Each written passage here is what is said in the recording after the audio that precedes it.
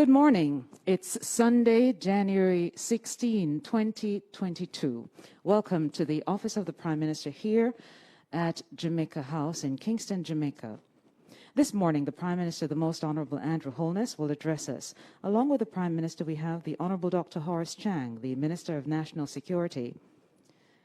Also with us is the Honourable Robert Nesta Morgan, the Minister without Portfolio in the Office of the Prime Minister. Major General Anthony Anderson, the Commissioner of Police. Lieutenant General Rocky Meade, the Chief of Defence Staff. Incoming Chief of Defence Staff, Commodore Antoinette Weems Gorman. Ladies and gentlemen, the Prime Minister of Jamaica. Thank you, Naomi. Good morning to all joining us virtually. And a particularly good morning to our journalists who have took off their Sunday morning to cover us. Thank you and good morning again. This press conference will be brief.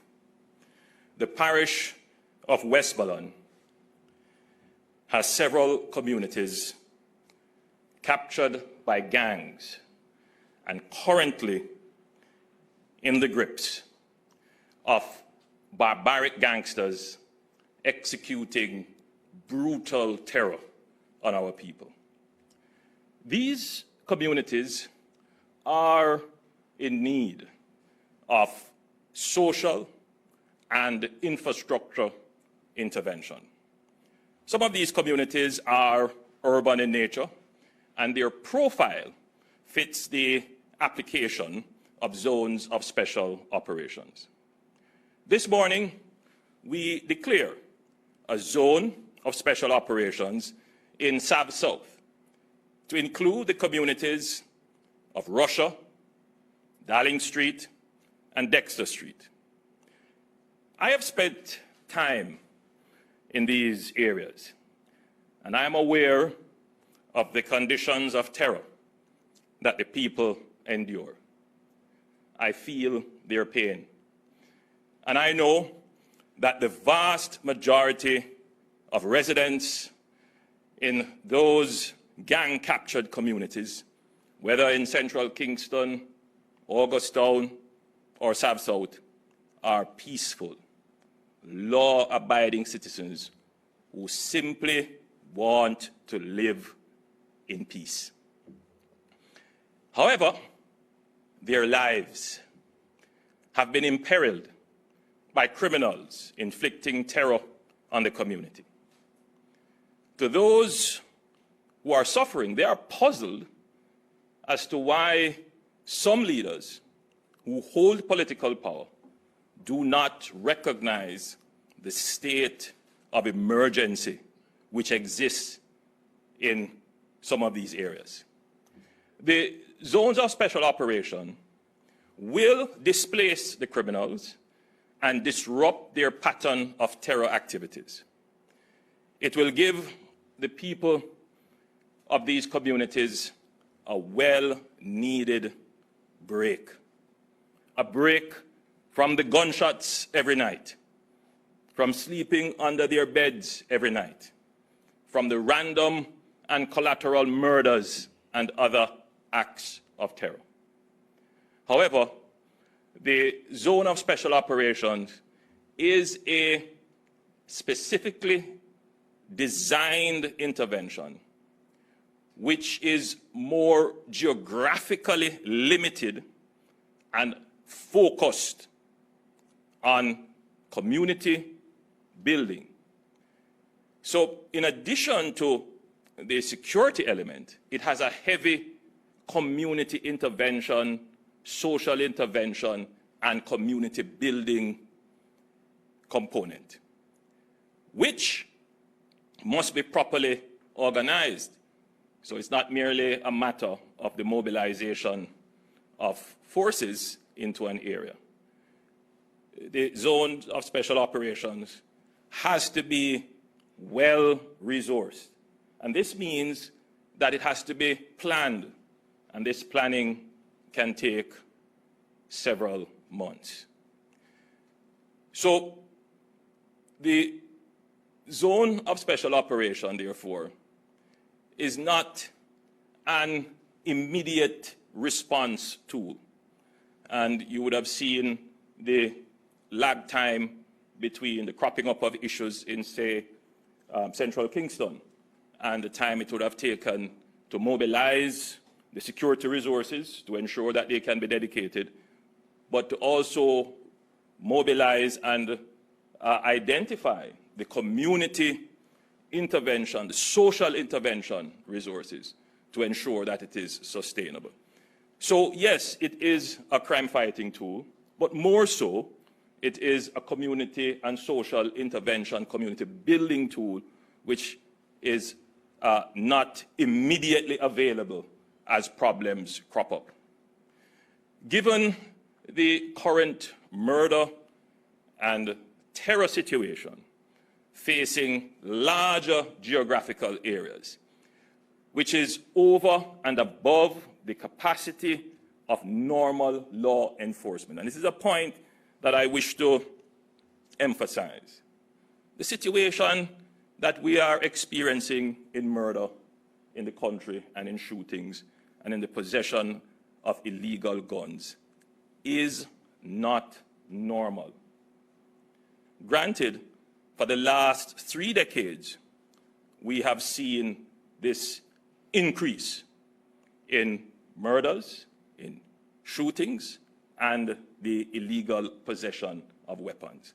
And for some, they may take the view that this is the normal state of existence in our free and democratic society. This perspective also leads to not just the acceptance, but it has dulled the emotional response to this level of crime and violence. There are some people who just no longer care. It has been normalized.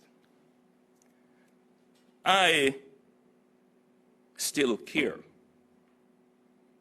about every life that is lost in this country. And I do get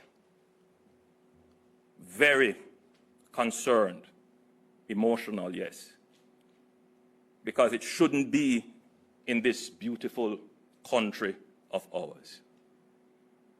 And I think every single Jamaican needs to reflect on this. Those who give succor to criminals, those who give protection and hide them, those who keep quiet and don't share information, and those who object to stronger measures to address the rise in this terror that is affecting us, and those who block the government's efforts from keeping the people safe. There is need for more immediate and extensive response.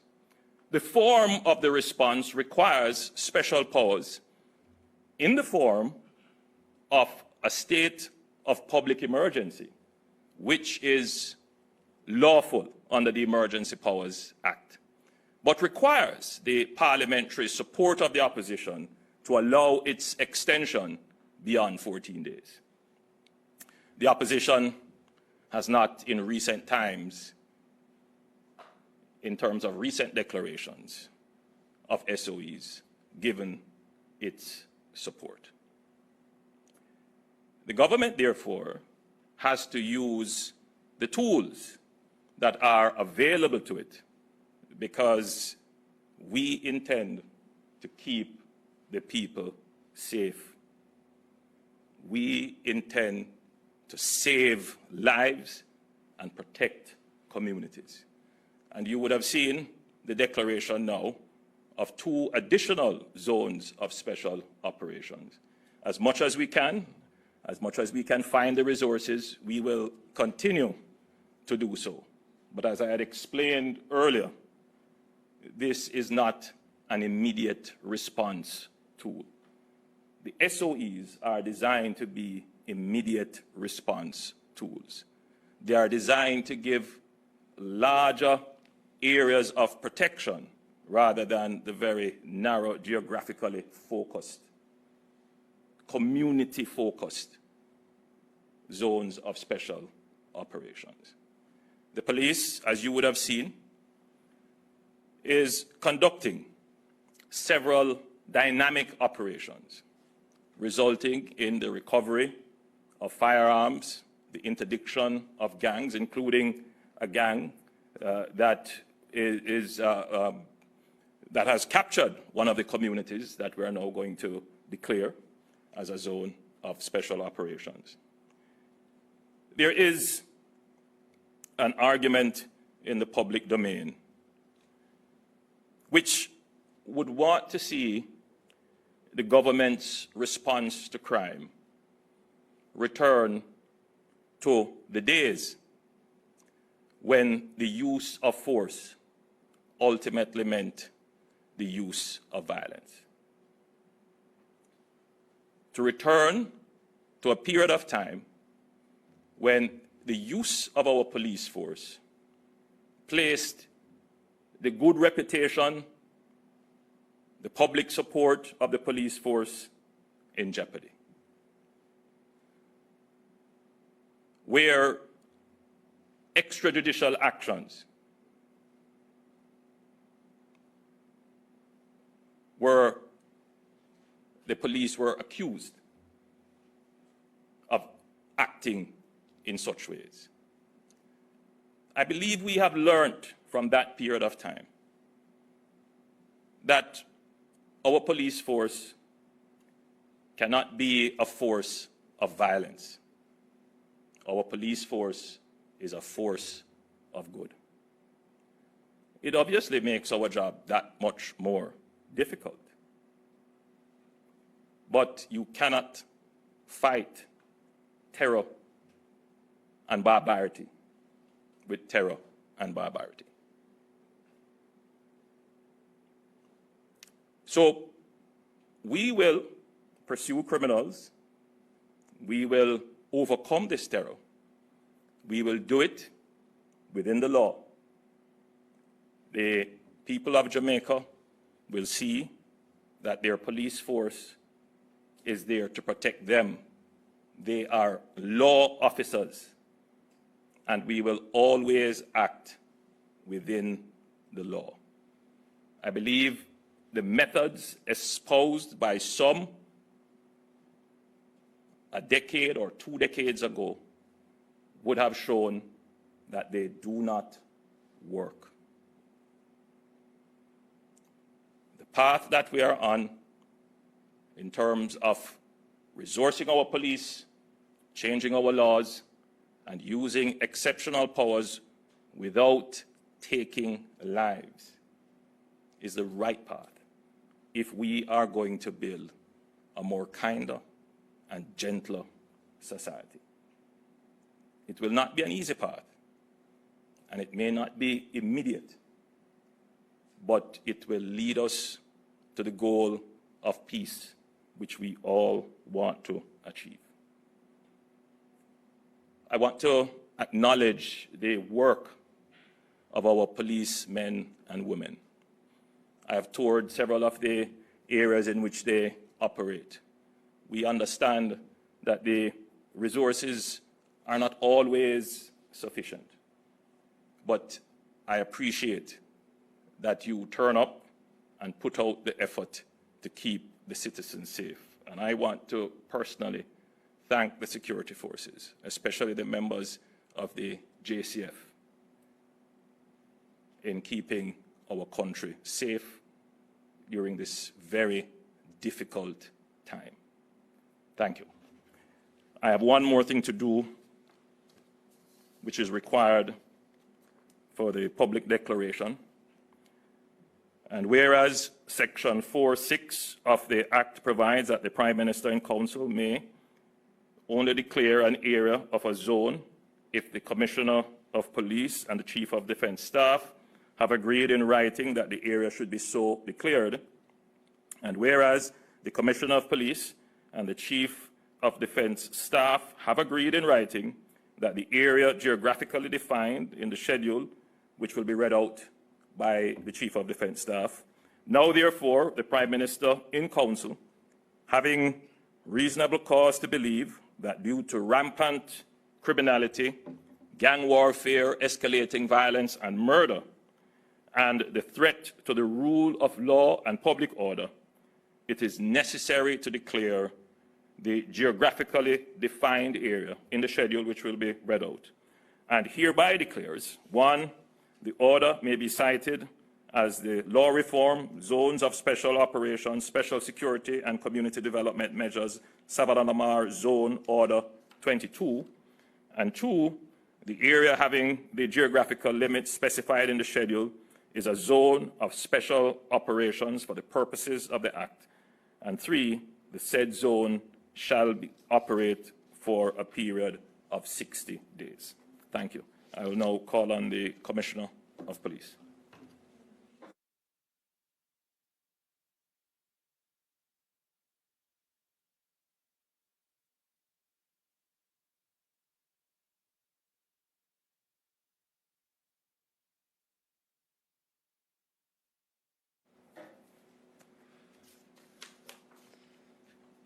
Thank you, Prime Minister, Deputy Prime Minister, Honourable Dr. Horace Chang, Lieutenant General Rocky Mead, CDS, and Commodore Antoinette Weems-Gorman, incoming CDS, and also Minister Morgan and other persons here in the press room, members of the media, ladies and gentlemen, good morning. The establishment of zones of special operations has been one of the tools we have used as a response to violence. It has been done in a very methodical and carefully planned way. It is resource intensive and requires a long-term commitment from the police and the military. Just last week, we declared the 6th zone of special operations in Parade Gardens, located in the Kingston Central Division. Since then, the people of Parade Gardens have had some respite from the ongoing violence. The heavy deployment of the police and military as the joint force, along with a suite of operational activities in surrounding areas, has had the desired effect of reducing the freedom of action of gangs and thereby reducing, to some degree, the fear within the community. 18 of the 20 persons of interest we were seeking have been interviewed, and 2 remain in custody. We are also seeing signs of former rivals willing to come to speak to each other when facilitated by us. We use these zones in conjunction with several other operational activities, and as a police force, along with our military partners, are constantly adjusting to counter emerging violent conflicts. The heavy use of intelligence and some adjustments to our responses has led to the seizure of 9 firearms and the arrest in Mountain View of a significant figure in the illegal arms trade. In Westmoreland, intelligence has led to the arrest of persons within the past few days in the Whithorn area who were wanted for murder and other crimes. At the same time, our gang unit within CTOC has arrested 9 members of one gang, 4 of whom were previously before the court on anti-gang charges. However, for 2021, Westmoreland accounted for 128 murders, an increase of 60% when compared to the corresponding period of 2020. Which is the 4th highest number of murders recorded among all police divisions. These were mainly due to violent gang conflicts and a murderous propensity to resolve differences or solve issues with extreme violence and with the use of illegal firearms. This year has started off in a similar way in the parish, and so we are responding accordingly. It is in this context and in consultation with the CDS that we requested a zone of special operations in the southern part of the Savannah Lamar community as Jamaica's 7th zone of special operations. The zone encompasses the epicenter of gang activity in this part of Westmoreland and is among the top 10 communities with the highest murders across the country. Particularly poor infrastructure and blight has increased the community's vulnerability and has raised the level of concern on the circumstances of this relatively small but significant community. The fear in the community is very real. I was there a few weeks ago, and as we conducted surge operations in the Dowling Street, Ricketts Street, Dexter Street area, and you could see people suffering from violence fatigue. They were very aware of the utter disregard for life displayed by some of the criminals in the area. It's another unfortunate reality that in 2021, we placed 26 children before the courts for violent crimes, murder, gun crimes. And a number of them were members of gangs. And also that last year, 30 of the persons who were charged for murders, shootings, illegal possession of firearms, and other crimes were able to commit other offenses whilst on bail. As we engaged the residents during my visit, reassuring them of our resolve to pursue the criminals and keep them safe, they themselves expressed their own appreciation for the police being present in their community, for the military being present in their community, and this is our long-term commitment to the community. These residents want sustained peace and safety so they can get on with their lives unencumbered by active gangs and the violence they incite.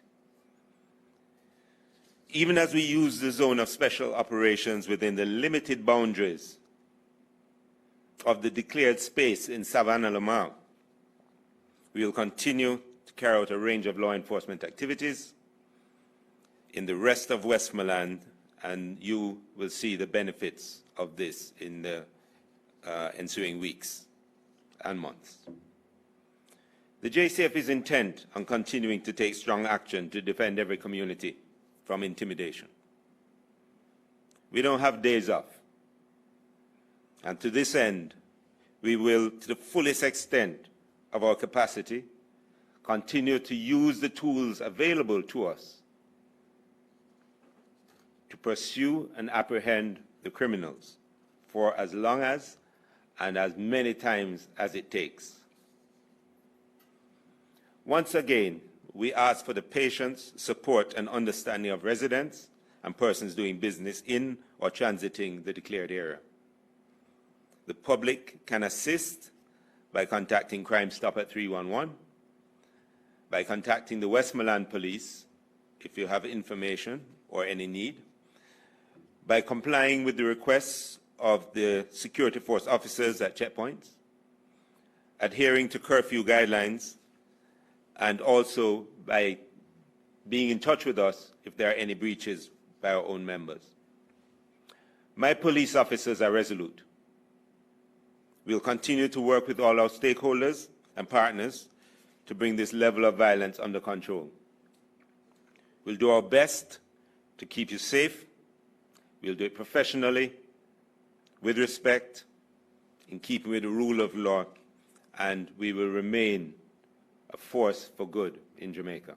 Thank you.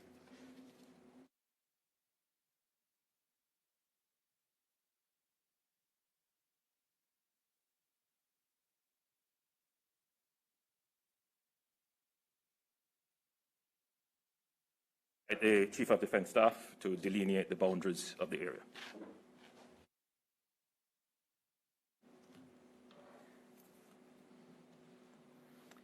Thank you very much, Prime Minister, Deputy Prime Minister, Minister of National Security, Minister without portfolio in the Office of the Prime Minister, Robert Morgan, Commissioner of Police, CDS designate, other members present, citizens of Jamaica, members of the press, ladies and gentlemen, good morning. This morning, the Jamaica Defence Force and the Jamaica Constabulary Force deployed to sections of the Sablamar community ahead of this morning's declaration of a zone of special operations. The boundaries for this zone are as follows.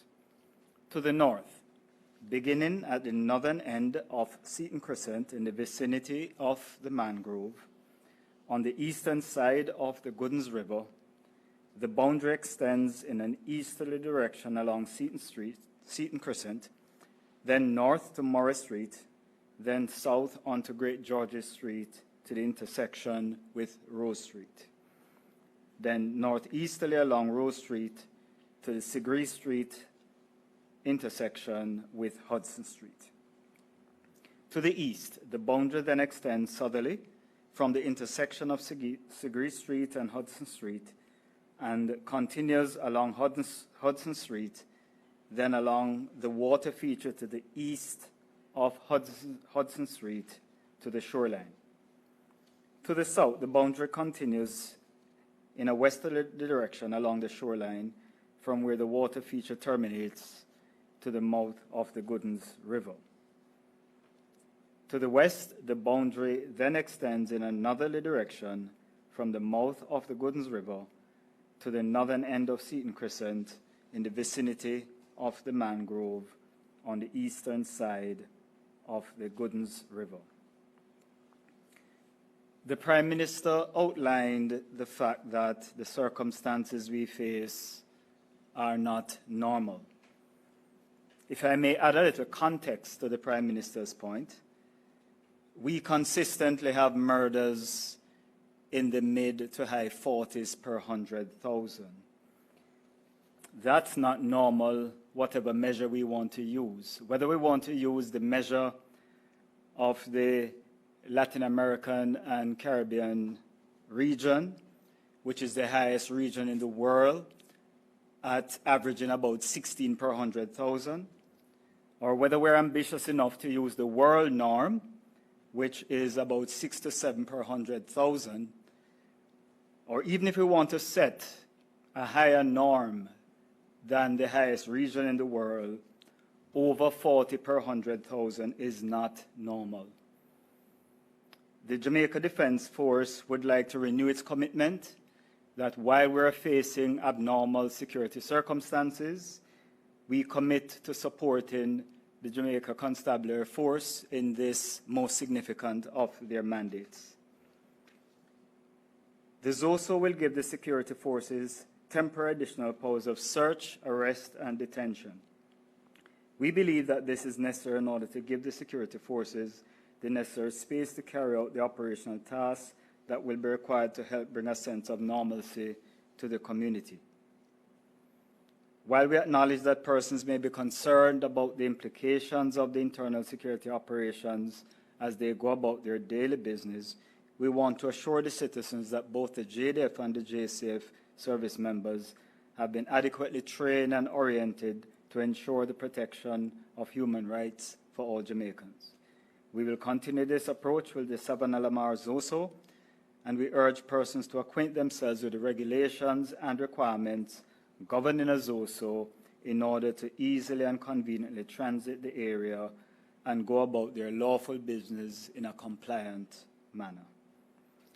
During this period of the ZOSO, citizens will encounter various operations, including vehicle checkpoints, mobile patrols. The purpose of these operational activities is not to inconvenience citizens, but rather to add a robust element of security for residents as well as other citizens transiting the area. This is part of the long-term measure for youth and community engagement to change the culture of violence in Jamaica. We also necessarily need to continue to build out the national security and justice system, and we also need to take measures to cauterize the excessive levels of homicides we have. It's all a part of a multifaceted approach for a long-term sustainable solution. As noted before, a critical element of our success will be the cooperation and support we receive from residents of the community, and we therefore encourage you, in addition to the JCF tip line of 311, to call also the JDF tip line 876-837-8888.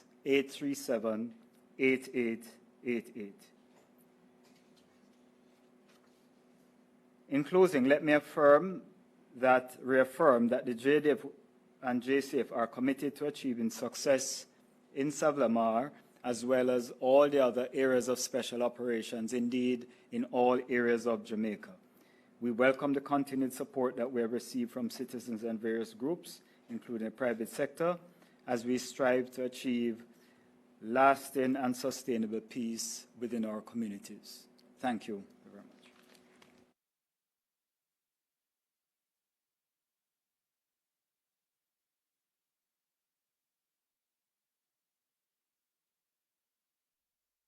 National Security, Minister Chang.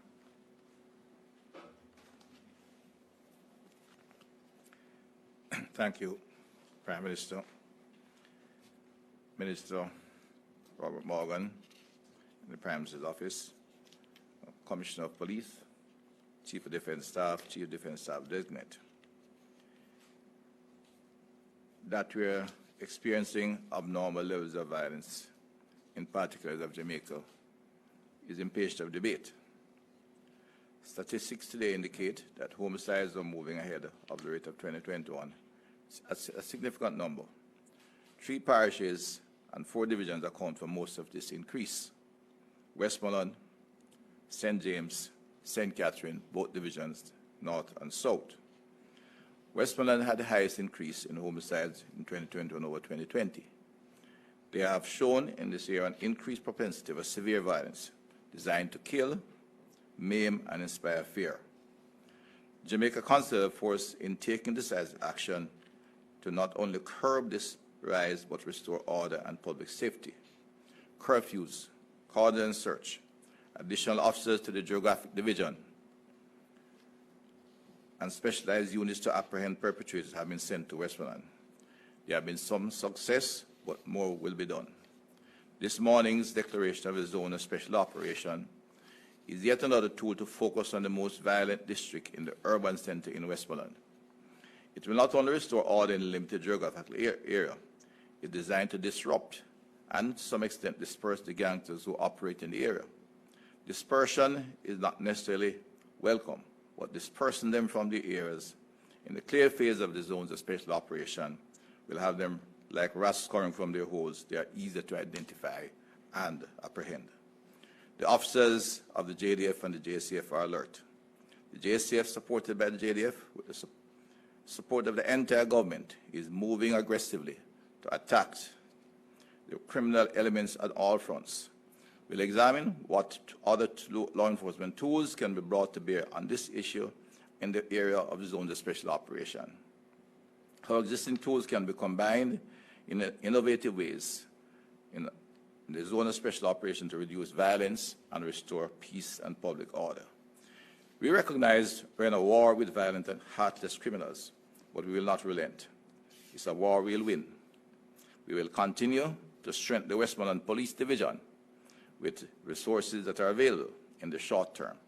But your government is making every effort to ensure that the resources, the human and technological resources, are made available to the brave men and women of the Jamaica Constable Force to overcome this cancer of violence, especially in the parishes named.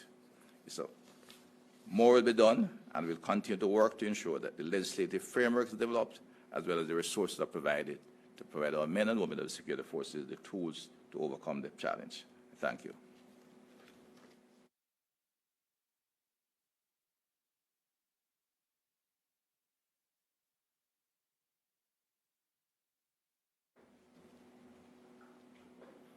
Thank you, Minister Chang.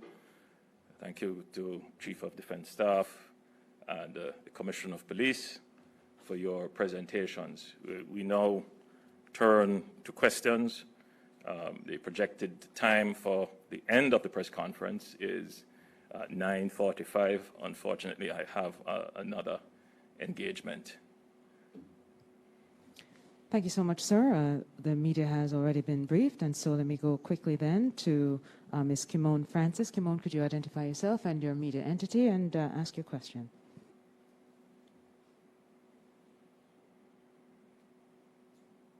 Apprehended 2 suspects in the killing of former Haitian President Moise, who allegedly entered the country illegally.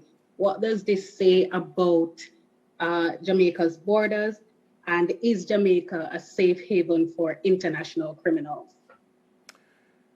I'll allow the Commissioner of Police to respond.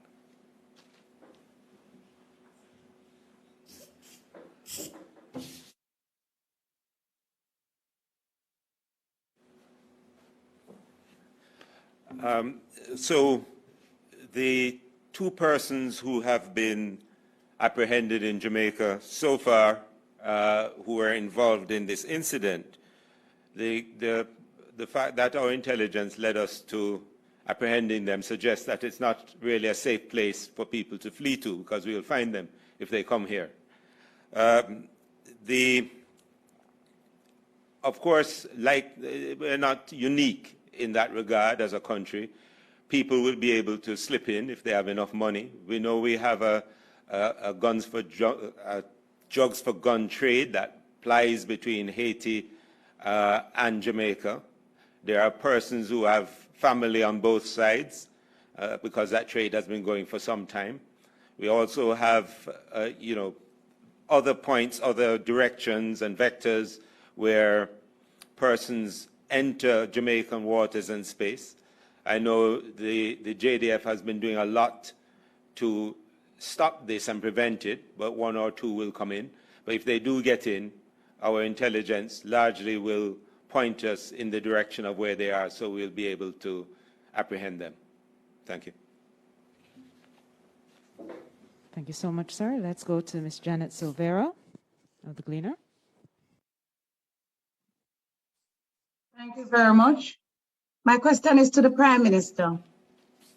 Against the backdrop of the 10% rise in murders year on year, did you retain Dr. Chang as National Security Minister based on performance, and how do you respond to criticisms that partisan political considerations might have swayed that decision? Well, first of all, there was no partisan or political considerations. I asked Dr. Chang to take over the portfolio of national security before the last election. It is the most difficult portfolio in the country. It requires a long-term commitment to the plans that we have in place. We are not going to change the current situation through a flip of a switch. The problems are deep-rooted, and they require significant structural, institutional, cultural, and resource reform. These take time, particularly the legislative, particularly the policy, and the structure.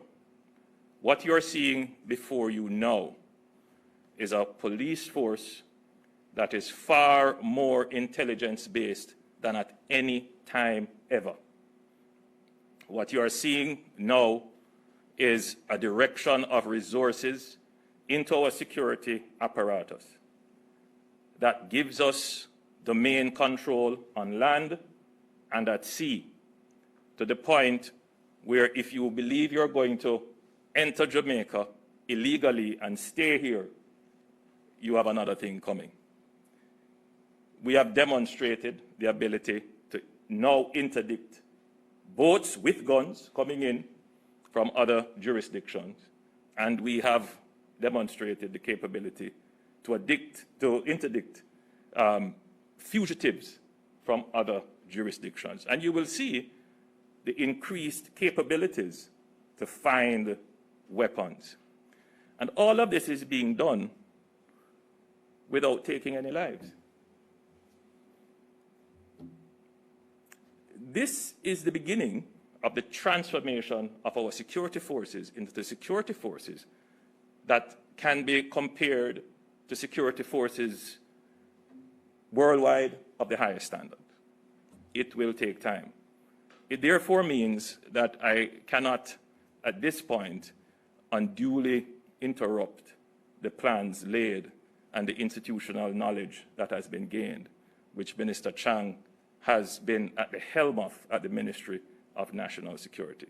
I have full confidence in Minister Chang, in his knowledge, in his competence, and in his heart, which is to ensure that every single Jamaican is safe. Thank you, sir. Our final question, Mr. Ricardo Brooks. Thank you, Naomi. Good morning, Prime Minister. The country's positivity rate has topped 60%, and hospitalization, the situation there is deteriorating. Do you still hold to the point that argument done? You have said it. Thank you. Thank you so much, Prime Minister. Thank you to members of the media for joining us. We did point out this was a brief media engagement, and so we have announced the declaration of a zone of special operation section of Westmoreland. Thank you to the Prime Minister, the Most Honourable Andrew Holness, the Deputy Prime Minister and Minister of National Security, the Honourable Dr. Horace Chang, the Honourable Robert Nesta Morgan, the Minister without Portfolio in the Office of the Prime Minister, Major General Anthony Anderson, the Commissioner of Police, Lieutenant General Rocky Meade, the Chief of Defence Staff, as well as the incoming Chief of Defence Staff, Commodore Antoinette Weems Gorman. Ladies and gentlemen, thank you so much for joining us. We wish you a pleasant Sunday afternoon.